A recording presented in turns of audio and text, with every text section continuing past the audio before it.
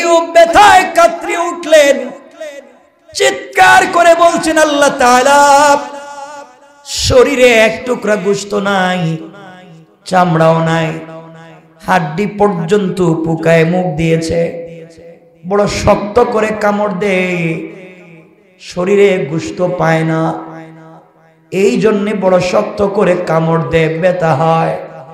আয় আল্লাহ, যত কষ্ট হোক না কেন তুমি আমাকে এতটুকুন সুযোগ দাও, এই কষ্টে পড়ে যেন তোমার নামের জিকির আমি ছেড়ে না দে। আল্লাহু আকবার। এত সুস্থ হয়ে গেলেন।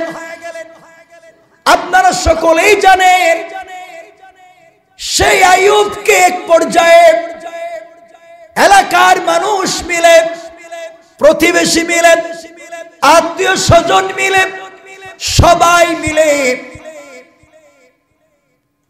তারা সবাই তাকে জঙ্গলে ফেলে দিলেন, ময়লা কাপড় দিয়ে ধরে জঙ্গলে ফেলে দিলেন। 1 কিলোমিটার থেকেও বেশি জায়গা। আইয়ুব আলাইহিস সালামের শরীরের দুর্গন্ধ ভরে যায়, কেউ কাছে যায় না। কত বড় পরীক্ষা, স্ত্রীরা পর্যন্ত চলে গিয়েছে, কেউ তার কাছে নাই। আইয়ুব আলাইহিস সালাতু ওয়াস সালাম এমন কষ্টে পড়ে গিয়েছেন, একদিন তিনি আল্লাহর নামের জিকির করবেন, তাকায়া দেখেন পোকাগুলা তার জিহ্বায় কামড়ায়, পুরা বডি শেষ করে ফেলেছে, জিহ্বায় মুখ লাগিয়ে দিয়েছে। এবার আইয়ুব আল্লাহকে ডাক দিয়ে বলেছেন, আল্লাহ, এত কষ্টে পড়েছি, এত ব্যথা অনুভব করেছি, তোমার কাছে কোনো অনুযোগ নাই, অভিযোগ নাই।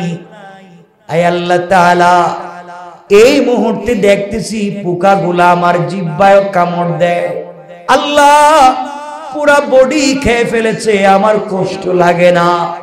তুমি জিহ্বা ভালো রেখেছিলা, এই জিহ্বা দিয়েও তোমার নামের জিকির করতে পারছি। আয় আল্লাহ, এই মুহূর্তে পোকাগুলা আমার জিহ্বায় ধরে ফেলেছে, আমার জিহ্বা যদি খেয়ে ফেলে কি দিয়া তোমার নামের জিকির করব? রব, তোমার কি দয়া লাগে না? তোমার কি একটু আইয়ুবকে মায়া লাগে না? সব চলে যাক, আমার আপত্তি নাই, জিহ্বাটা রেখে দাও, আমার প্রয়োজনে নয়। আমি যেন মৃত্যুর আগ পর্যন্ত এই জিহ্বা নাড়ায়া নাড়ায়া তোমার নামের জিকির করতে পারি। পড়েন সুবহানাল্লাহ। আল্লাহ খুশি হয়ে গেলেন। অনেক লম্বা ইতিহাস, রব খুশি হয়ে গেলেন। লম্বা ইতিহাস, আইয়ুবকে সুস্থ করে দিলেন। যা হারিয়ে ফেলেছিলেন আল্লাহ সব তাকে দিলেন, সেটা লম্বা ইতিহাস। আমরা সেই দিকে কথা বলতে চাই না। আল্লাহ রাব্বুল ইজ্জত ওয়াল জালাল আমাকে আপনাকে যদি দাঁড় করে বলেন, গোলাম রে করলে না কেন ইবাদত? আমি আপনি যদি বলি অসুস্থ ছিলাম বিছানায়, এই জন্য ইবাদত করতে পারি নাই, আল্লাহ তাআলা আইয়ুবকে দাঁড় করাইয়া দিবেন আর বলবেন, তুমি তো আইয়ুবের চাইতে বড় অসুস্থ ছিল না। আমার আইয়ুব যদি এত অসুস্থ হওয়ার পরেও 1 মিনিটের জন্য আমি আল্লাহকে ভুলে গেল না, তুমি কেমনে ভুলে গেলা? তুমিও তো আইয়ুবের মতো মানুষ ছিলা। এই জন্য কোনো কারণ দেখায়া কিয়ামতের দিনে বাঁচা যাবে না। আপনি যদি বলেন আমার সকল ব্যবসা ধ্বংস হয়ে গিয়েছে, আমি পাগল হয়ে গিয়েছিলাম, সবগুলা ব্যবসা নষ্ট হয়ে গিয়েছে, আমার স্ত্রী আমাকে ছেড়ে চলে গিয়েছে, আমার সন্তানগুলো হঠাৎ রোড অ্যাক্সিডেন্ট করে মরে গিয়েছে, অথবা পানিতে ডুবে মরে গিয়েছে, অথবা আগুনে জ্বলে মরে গিয়েছে, অথবা আমার বাচ্চাগুলো আমাকে ছেড়ে চলে গিয়েছে। আয় আল্লাহ, এই পেরেশানিতে তোমার ইবাদত করতে পারি নাই।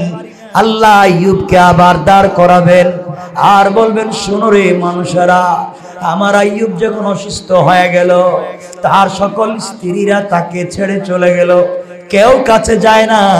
ইতিহাসে পাওয়া যায় একজন স্ত্রীর কথা, যার নাম রাহিমা। ওটা লম্বা ইতিহাস, ওদিকে যেতে চাই না। সব স্ত্রীরা চলে গিয়েছে, এমনকি তার সমূহ সম্পত্তি ধ্বংস হয়ে গিয়েছে, ছাই হয়ে গিয়েছে। হাজার হাজার কোটি কোটি কোটি টাকার সম্পত্তি ছাই হয়ে গিয়েছে। আইয়ুবের সকল ছেলে মেয়েরা মরে গিয়েছে। আইয়ুবের সকল ছেলে মেয়েরা মরে গেল, সবগুলা সম্পত্তি ধ্বংস হয়ে গেল, সবগুলা স্ত্রী চলে গেল। আমার আইয়ুব আমাকে ছেড়ে চলে গেল না, আমিও আমার আইয়ুবকে ছেড়ে দিলাম না। বলো রে বান্দা, কেন তুমি আমাকে ছেড়ে দিলা? এইভাবে কোন কাজ দেখায়া কিয়ামতের দিনে আল্লাহর আদালত থেকে বাঁচা যাবে না।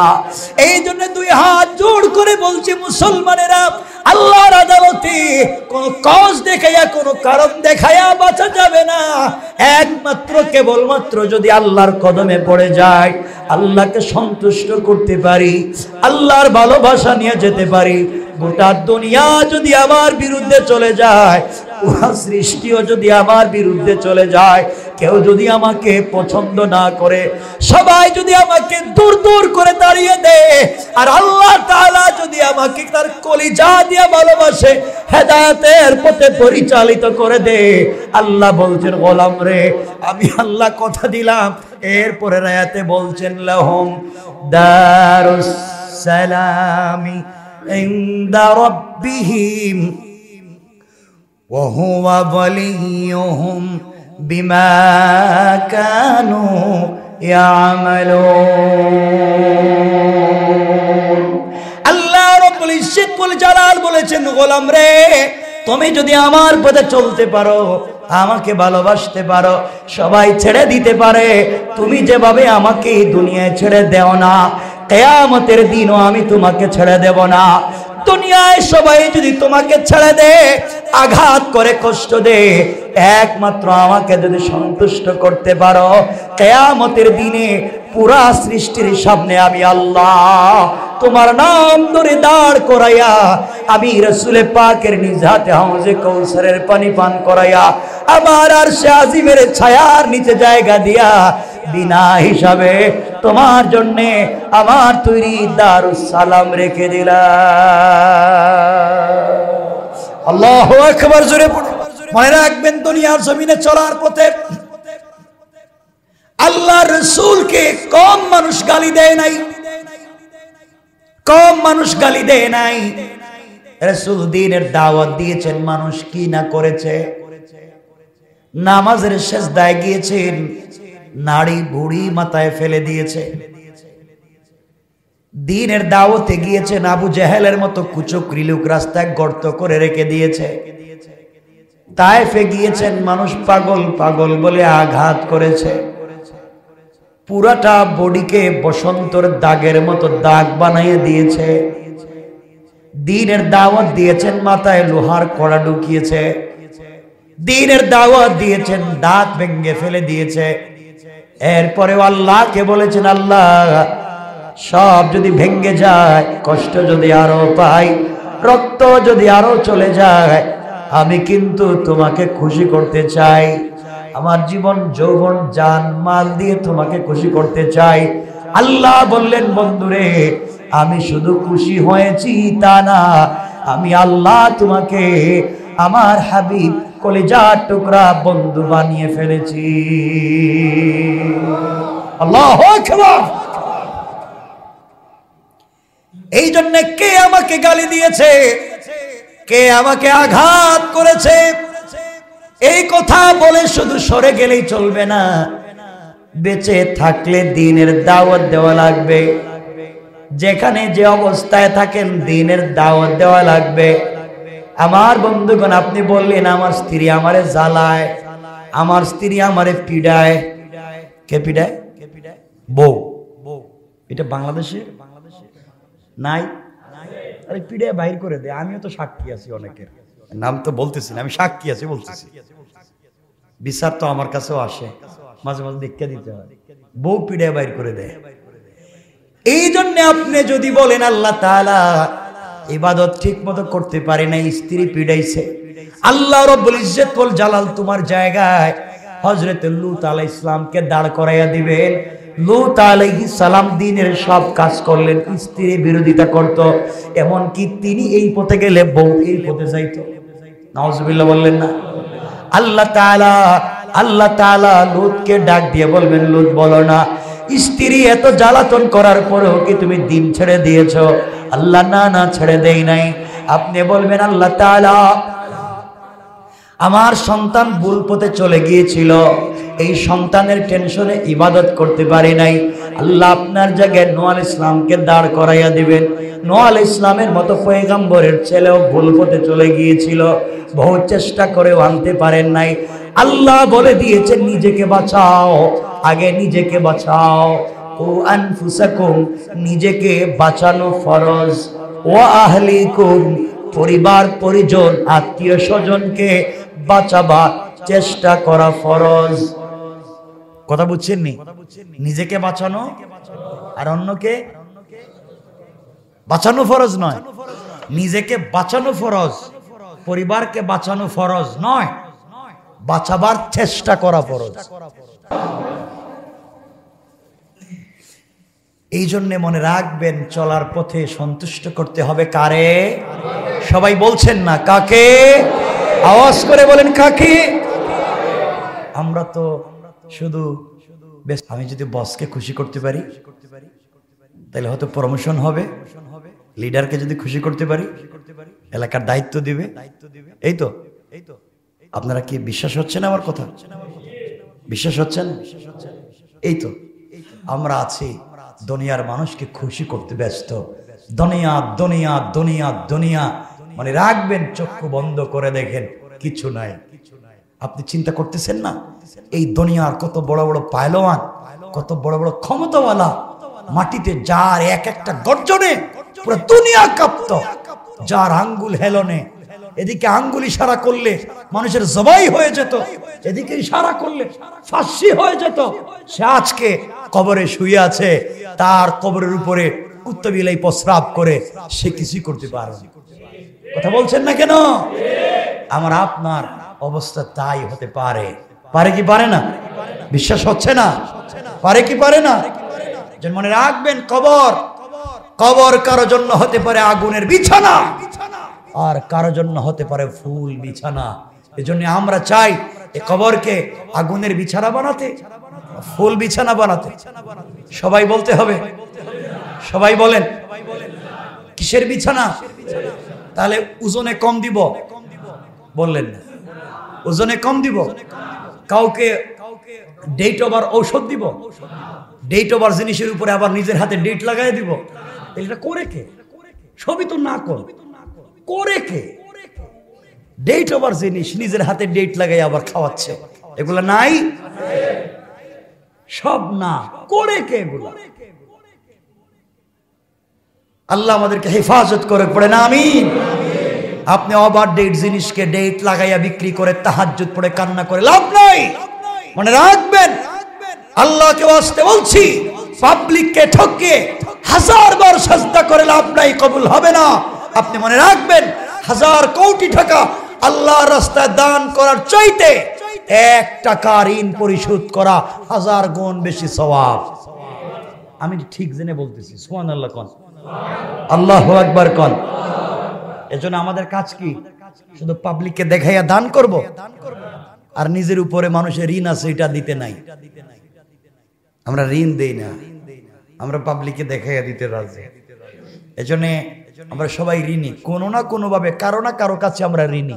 পয়সার ঋণী, ব্যবহারের ঋণী, মা বাবার কাছে ঋণী, ভাই বোনের কাছে ঋণী, সমাজের কাছে ঋণী, দেশের কাছে ঋণী। ঋণ পরিশোধ করে কবরে যাও। যে যার লাইনে ঋণ আছে পরিশোধ করে কবরে যাও, ইনশাআল্লাহ আল্লাহ কবুল করে, বলেন আমিন। তাহলে আল্লাহর কাছে আমি এটার কারণে পারিনি, ওটার কারণে পারিনি, এগুলা বলে বাছা? বলেন না, যাবে? যাবে না। এই জন্য এই পৃথিবীতে খুশি করব একজনকে, তিনি কে? তাকে খুশি করা বড় সহজ, পৃথিবীর মানুষকে খুশি করা কঠিন। আপনি পুরা জিন্দেগি, আমি তো বারবার বলি, পুরা জিন্দেগি পরিবারের জন্য করেন, খুশি করতে পারবেন না। আপনি আপনার ছেলে মেয়ের খবর নেন, আপনি পুরা জিন্দেগি রাত দিন গাধার মতো খাটুনি দিয়া আপনি আপনার পরিবারের জন্য কাজ করেছেন পুরা 50টা বছর। ডায়াবেটিস, এখন প্রেসার, আপনার কোলেস্টেরল, কত রোগ হয়েছে শুধু পরিবারের চিন্তা করতে করতে।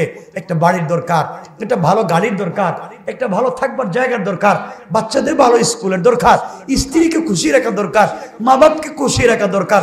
কত নাটকে না জীবনে করলেন, সব নাটকই শেষ হলো। আপনার স্ত্রী একদিন বলবে আপনি আমাদের জন্য কি করছেন, সব তো আপনি আপনার ভাই বোনের জন্য করছেন। কথা বলেন না কেন?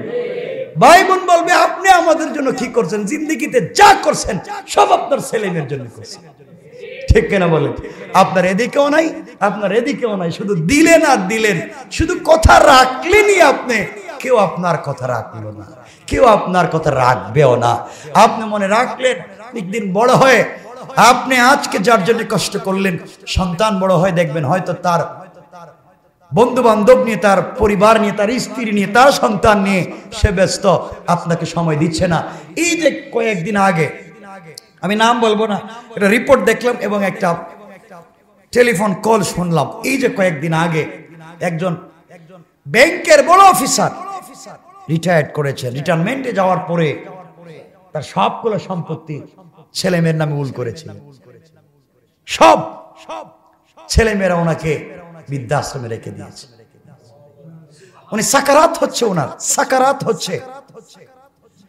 বৃদ্ধাশ্রমের লোকেরা তাকে অক্সিজেন দিচ্ছে, সাপোর্ট দিচ্ছে, বৃদ্ধাশ্রমের লোকেরা। কিন্তু সন্তানকে টেলিফোন করা হলো, আপনি কোথায়, আপনার বাবার তো এই অবস্থা, আমি অফিসে ব্যস্ত। আপনার বাপকে আপনি দেখতে আসবেন না? আমি অফিসের কাজ ফেলে আসতে পারবো না। আপনার বাপ তো মারা যাচ্ছেন। বলতেছে আপনাদের এখানে কি লাশ গোসলের জায়গা নাই, দাফনের ব্যবস্থা নাই? সন্তান বলছে বাপ তাকে পড়িয়েছেন। বিশাল এক অফিসার, সে আমি যাচ্ছি না সেই পরিচয়ে, বিশাল অফিসার। বাপ মারা যাচ্ছে, সন্তান দেখতেও যেতে চায় না। শিক্ষার তো অভাব ছিল না। এই যেই শিক্ষা বাপকে বৃদ্ধাশ্রমে রেখে দেয়, যেই শিক্ষা মাকে পোষণ দেয় না, যেই শিক্ষা পরিবার থেকে বিচ্ছিন্ন করে, যেই শিক্ষা আল্লাহ পর্যন্ত পৌঁছে দেয় না, যে শিক্ষা রাসূলের আদর্শ শিক্ষা দিতে পারে না, সেটা সুশিক্ষা হতে পারে না, সেটাই হচ্ছে কুশিক্ষা, সেটাই জাতিকে ধ্বংস করে দেয়। ঠিক কিনা বলেন? মনে রাখবেন, যে শিক্ষা মা বাপকে পরিচয় করতে পারছে না, সন্তান পরিচয় দিচ্ছে না মা বাপের।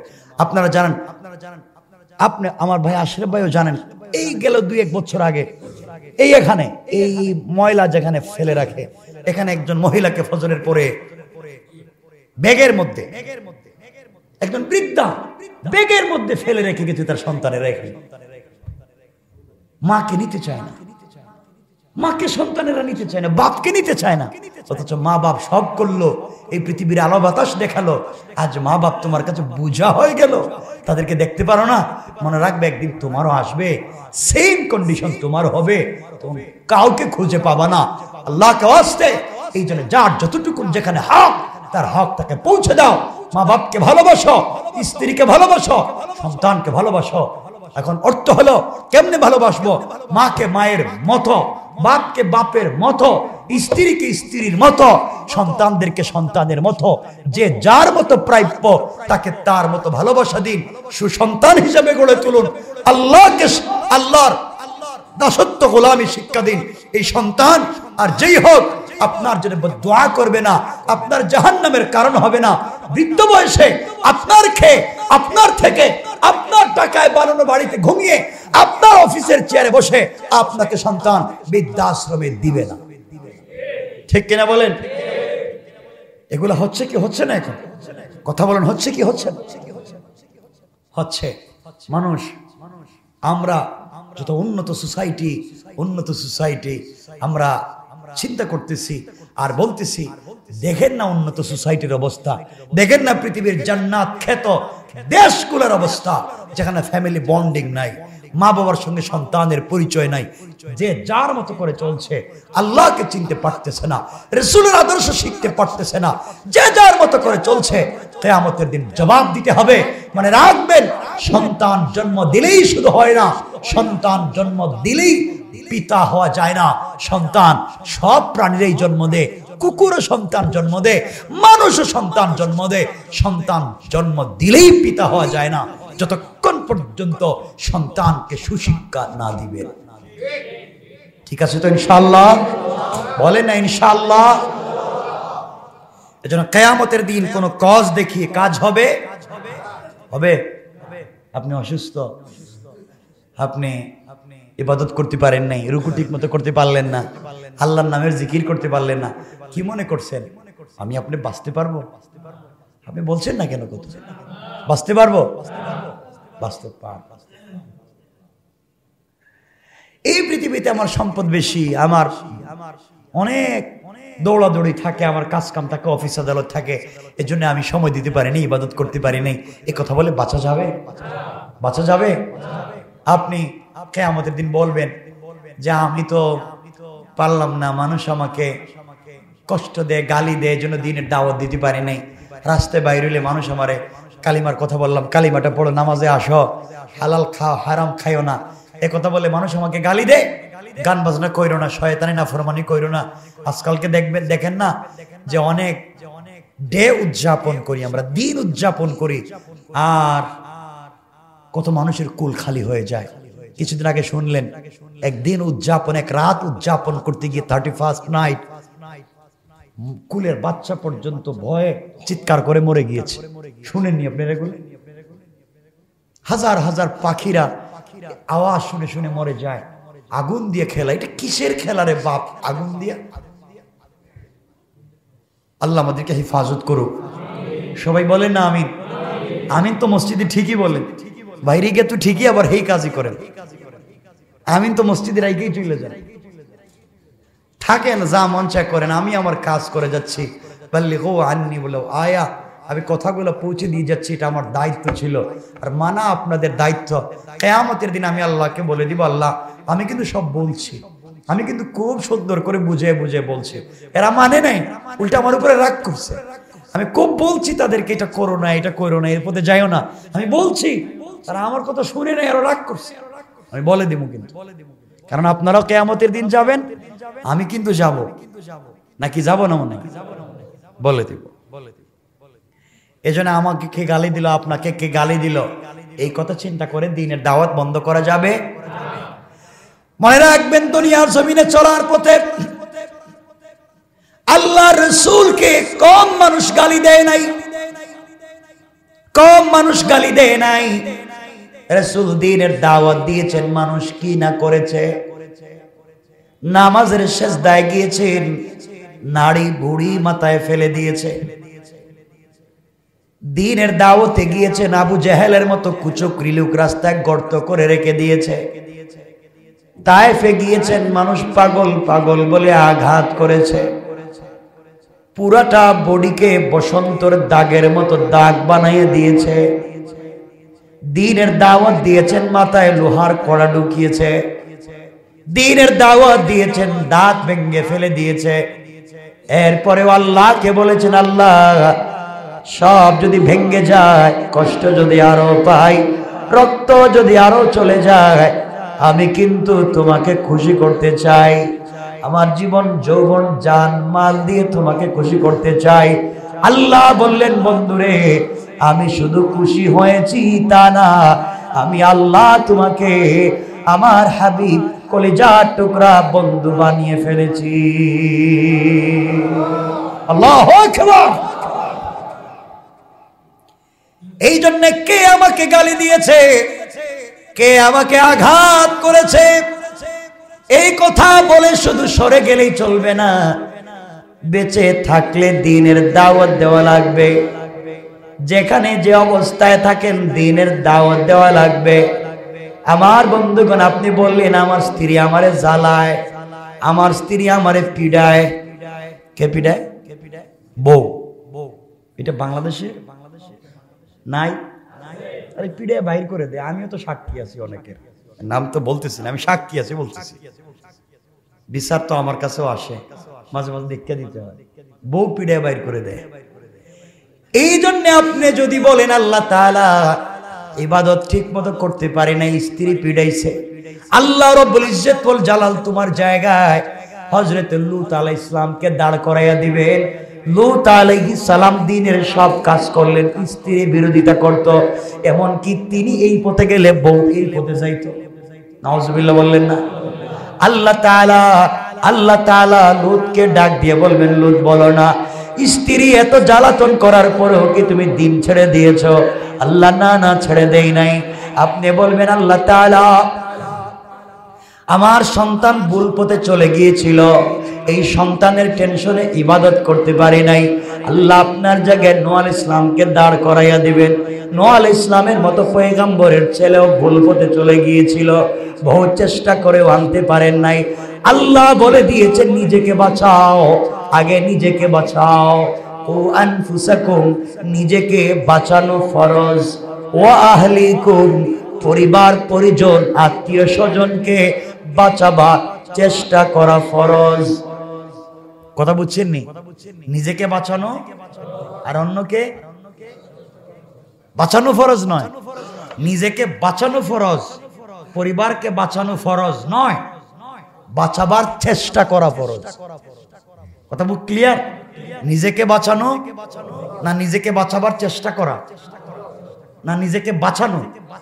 নিজেকে বাঁচানো বলেন, নিজেকে বাঁচানো, সবাই বলেন নিজেকে বাঁচানো, চেষ্টা করা নয়, নিজেকে বাঁচানো ফরজ আর অন্যকে বাঁচাবার চেষ্টা করা।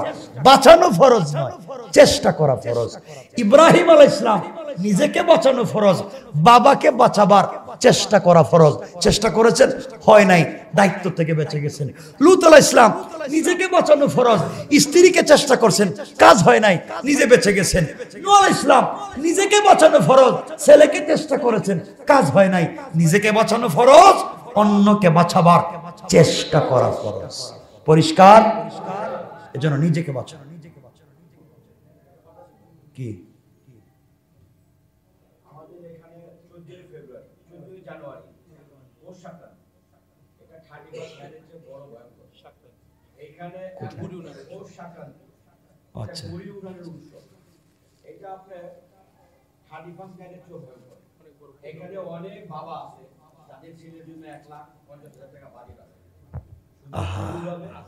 তাই? আচ্ছা, এটা কয় তারিখ হয়? আল্লাহ ভাই, আমি তো অনেকবার বলছি এখানে, এখন তো আমাদের সময়, আমি বলি সাকরাইন মনে হয়, গুড়ি উড়ায়, পুরান ঢাকার মানুষের অনেক প্রিয়, পুরো ঢাকার মানুষেরই, নিউ টাউন থেকেও আসে, সবাই আসে। এই যে উড়ান, এই উৎসবের নাম করে যেটা করেন, ফানুস উড়ায়, ঠুস ঠাস বিল্ডিং এর উপরে ধিড়িম ধিড়িম আওয়াজে গান বাজায়, মদ ফেন্সিডিল ইয়াবা খেয়ে একবারে যা তা হয়ে যায়। আমাকে বলেন, আপনারা বলেন, আপনারাই বলেন এগুলা ঠিক? আপনারা বলেন ঠিক? এই যে ভয়ঙ্কর ভয়ঙ্কর ভয়ঙ্কর ওই যে কাজ, গান বাজনা করা, বিল্ডিং এর উপরে পুরা বাড়ির মানুষের বিপদে ফালাইয়া দেওয়া, আর আমরা তো সবাই পশু প্রেম। কই পশু প্রেমিকেরা? ঠুস ঠাস আওয়াজে হাজার হাজার প্রাণী মরে পড়ে যায়, পশু প্রেম কই যায়? শুধু পশু প্রেম থাকে ওই জবাই করার সময়। কেন এগুলো করে? দেখেন নাই কত হাজার হাজার প্রাণী মরে পড়ে যায়? কেন? এজন্য আল্লাহর ওয়াস্তে হারাম যেটা হারাম, অন্যায় যেটা অন্যায়, আমরা উৎসবের নাম করে গান বাজনা, ডিজে পার্টি, আমাকে আপনারা বলেন এটা ইসলামে হালাল? আপনারা বলেন হালাল? ছেলে মেয়ে একত্রিত হয়ে নাচ বাজনা, গান বাজনা করে, এই যে মদ ফেন্সিডিল ইয়াবা এগুলা খাইয়া উল্টা পাল্টা হয়ে পড়ে থাকা, এগুলা হালাল? বিশাল ভয়ঙ্কর আওয়াজ দিয়ে গান বাজনা, ট্রাকের উপরে ডেক সেট লাগাইয়া পুরো ঢাকা শহর গরম করে দেওয়া, হালাল? কথা বলেন না কেন? গুড়ি উৎসবের নাম করে যদি অনৈসলামিক, অনৈতিক, অসামাজিক, অশ্লীল যত কাজ হয়, আমরা সবগুলাকে না বললাম, আমরা এগুলাকে না বললাম, অন্যায়কে অন্যায় বললাম, আমরা করব না। আল্লাহ যেন আমাদেরকে হেফাজত করেন। সবাই বলেন। আর যারা বলেন না আমি জানি না, আমি বলে দিলাম, কিন্তু এগুলো আমরা করবো না। অন্যায় যেটা অন্যায়, মনে রাখবেন আমরা নামাজ পড়ি, আল্লাহকে ডাকি, কিন্তু হারাম কাজ করতে যাব কেন বাবা? যাক, কথা লম্বা হয়ে যাচ্ছে। আমরা আরো কথা বলতে চেয়েছিলাম। এই কথাগুলো আল্লাহ রাব্বুল ইজ্জতুল জালাল বলছেন, আপনি কোন কজ দেখাইয়া কিয়ামতের দিন বাঁচতে বাবা কেউ বাঁচতে পারবে না। এই জন্য আল্লাহর ওয়াস্তে হারামগুলো বাদ দিয়ে দেই না কেন? সব হারাম বাদ দিয়ে দিই, অন্যায় অনাচার। যুবক ভাইদেরকে বলছি, আমিও তো তোমাদের মতো যুবক, কেন এগুলোর মধ্যে কি মজা পাও? তোমাদের মজা পাইলে তো আমরাও থাকার দরকার ছিল। আমাদেরকে কোন জিনিস আটকায় রাখছে? কে বাধা দিছে? কেউ বাধা দেয়নি, এই পৃথিবীর কেউ বাধা দেয়নি। আমি যদি গান বাজনা ডেকসেট লাগাইয়া একবারে ট্রাকের উপরে 2 সাইডটা লাগাইয়া যদি ঢাকা শহরে ঘুরাই, আমরা কেউ বাধা দিব? এই দুনিয়ার কেউ বাধা দিতে পারবে? পয়সা আমার মঞ্চে যা করবো, আপনার কি বাধা দিবে না? বাধা দেয় দ্বীন, বাধা দেয় ঈমান, বাধা দেয় আদর্শ, রাসূল পাকের আদর্শ। এই আদর্শ আমাকে বাধা দিচ্ছে। তো আমরা তো সকলে মুসলিম, আমরা পারি না রাসূল যা করেননি তা করব না ইনশাআল্লাহ। যুবক ভাইরা আমাকে কথা দাও ইনশাআল্লাহ। যুবক কি 2 জন মাত্র পাইলেন? হাত ওঠাও না কেন? সবাই বলেন লিল্লাহি তাকবীর। আল্লাহ আমাদের সবাইকে কবুল করুক, বলেন আমিন। আর মুরব্বি যারা আছেন, আপনারা কি বেঁচে গেলেন? আপনারা বাঁচতে পারবেন না। বিপদে, বহুত ভয়ঙ্কর বিপদে আপনারা আছেন, কারণ বয়স হয়ে গেছে। তো এই সময়ও যদি আপনারা ভালো পথে না আসেন, মহা ভয়ঙ্কর বিপদ। কারণ 40 বছরের পরে মানুষে কিন্তু ভূতে ধরে না, মানুষের জিন্নাত ধরে না। 40 বছরের পরে যেটা হয় এটা তার চরিত্র থেকে হয়। খারাপ পাইয়েন না, মানুষের বয়স হয়ে গেলে অনেকের আমরা এত মেন্টালিটি এত খারাপ হয়, এত রূঢ় হয়, এত শক্ত হয়, ভালো কথারে খারাপ ভাবে। অনেক সময় কিন্তু অনেকের অসুস্থতায় হয়, অনেকের পেরেশানিতে হয়। এই জন্য বাবা, যাদের ছেলে মেয়ে আছো, মা বাপকে সময় দাও, বুঝবাই বয়স। এই জন্য আল্লাহ বলেছেন ওয়াবিল ওয়ালিদাইনি ইহসানা, মা বাপের বয়স হয়ে গেলে তাদের প্রতি ইহসান করো, তাদের প্রতি দয়া করো। এরা কিন্তু বুঝতেছে না, এদেরকে জিন ধরে নাই, এদেরকে ভূত ধরে নাই, এরা যে পাগলামি করতেছে, এদেরকে জিন ভূত না, এদের ব্যবহারই এমন হয়ে গেছে। ওয়াবিল ওয়ালিদাইনি ইহসানা, এখন এদের প্রতি দয়া করো, যেমন তোমাকে দয়া করেছিল বাচ্চা থাকতে কুলে নিয়া, এখন তুমিও তাদেরকে এভাবে দয়া করো। সুবহানাল্লাহ বলেন। কে শিখিয়ে দিয়েছেন? আল্লাহ আমাদের কবুল করুক, পড়েন আমিন।